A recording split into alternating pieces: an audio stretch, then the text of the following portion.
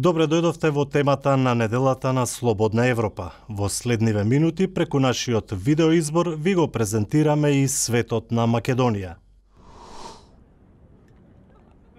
Овој пат говориме за тоа колку победата на републиканците на изборите за Конгресот го става американскиот претседател Барак Обама во позиција последните 2 години од неговиот мандат да ги посвети на надворешната политика. Впрочем, тоа го налагаат и последните случувања на светската сцена, како на пример кризата во Украина и заканите од милитантите на Исламската држава во Ирак и Сирија за светскиот мир. И покрај големиот пораз на неговата демократска партија на изборите за Конгресот, американскиот претседател Барак Обама има време да направи големи нешта во наредните 2 последни години од неговиот мандат. Тоа особено во врска со американската надворешна политика, велат експертите.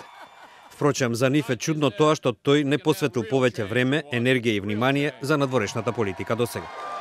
Од друга страна, јасно е дека има мали можности тој да се работува со републиканците, кои сега ја имаат контролата врз двата дома на Конгресот за големи домашни иницијативи.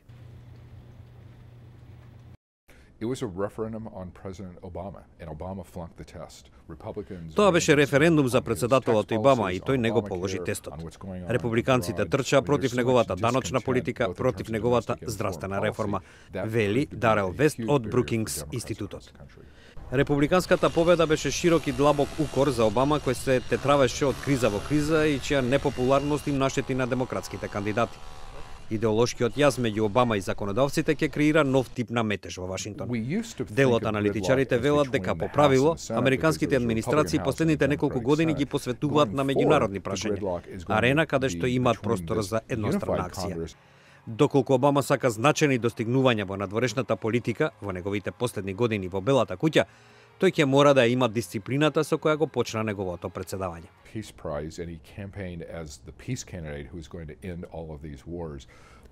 Обама ја доби Нобеловата награда и ја водеше кампањата како мировен претседател кој ќе ги заврши сите војни. Но неговата позиција се смени, посебно со најновите случувања, како на пример подемот на милитантите на Исламската држава. Сега ќе има и поголем притисок од јавноста врз него да действува поагресивно, вели Дарел Вест. Но што би требало Обама да направи со оглед на неговата ослабена моќ во Конгресот и на растечките проблеми во светот? И не станува збор само за џихадистите и за начинот како да се постави вистинската основа во регионот за поуспешно справување со милитантите на Исламската држава. Тука е и нуклеарниот договор со Иран. Уште еднаш се покажа дека умната основна стратегија не доби доволно внимание од претседателот. Така посеизгледа беше и со интенциите на рускиот претседател Владимир Путин, кој годинава го анектира украинскиот полуостров Крим и, според Западот, воено ги помага проруските сепаратисти во источниот дел на Украина. Со тоа односите меѓу Соединетите држави и Русија и покрај прокламациите на претседателот Барак Обама, кога стапи на функцијата дека е време за нивно ресетирање, падна на најниско можно ниво во изминативе години. Некои велат дека всушност станува збор за уште една студена војна.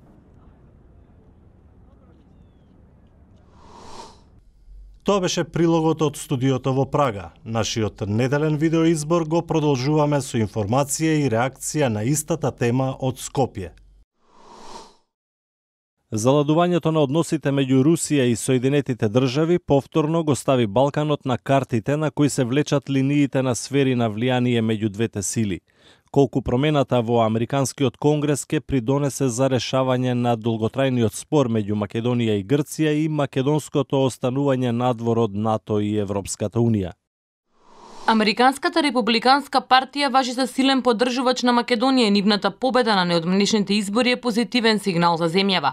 Вакви коментари во домашната јавност предизвика новиот развој на американската домашна политичка сцена, откако на така наречените избори на среден рок повеќе гласови освоја републиканците. Знаеме дека кога се сменуваат администрациите, можни се известни модификации на надворешната политика на Америка, каква што доживеавме и ние во Македонија.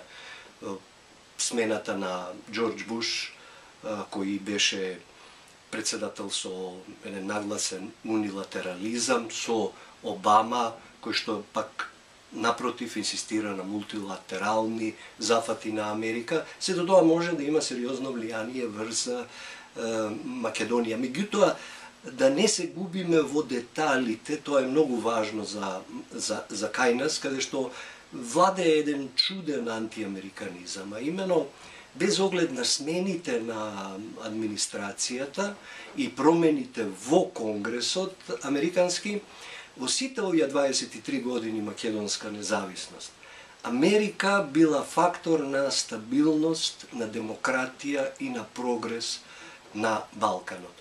Поддржувачите на позициите дека партијата од чии редови последен председател беше Џорџ Буш е поголем пријател на Македонија од демократите, како аргумент за тоа го наведуваат признавањево на земјава под уставното име во 2004 година, кое тогаш беше силно поздравено од политичкиот врв, експертската јавност, но и граѓаните кои прославија одлуката на плоштарот во Скопје.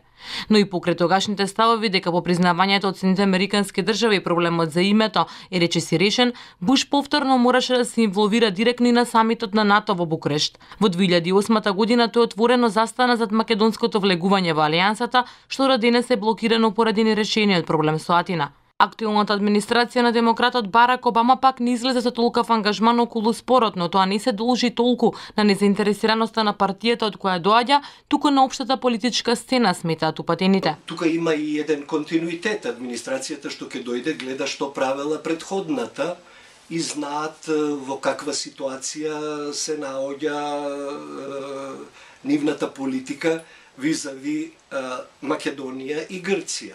Ако предходната администрација ги испробала сите средства да не одоброволат, да направиме компромис, да најдеме начин да го решиме овој проблем, а резултатот бил никаков, тие можат едноставно да одлучат да не продолжат по тој пат, туку да прифатат една како да кажам, полежерна варијанта, дека сепак тоа е работа на луѓето кои што се засегнати, а тоа сме главно ние пред се, а потоа и грците. Инаку од самостојувањето досега САД важата стратегиски партнер на Македонија, без разлика која раководи земјата, а двете држави во 2008 година потпиша и декларација за стратегиско партнерство и соработка. И тоа беше се во овој видеоизбор, во кој ви го презентираме светот на Македонија. Следете не повторно на slobodnaevropa.mk и во наредната недела.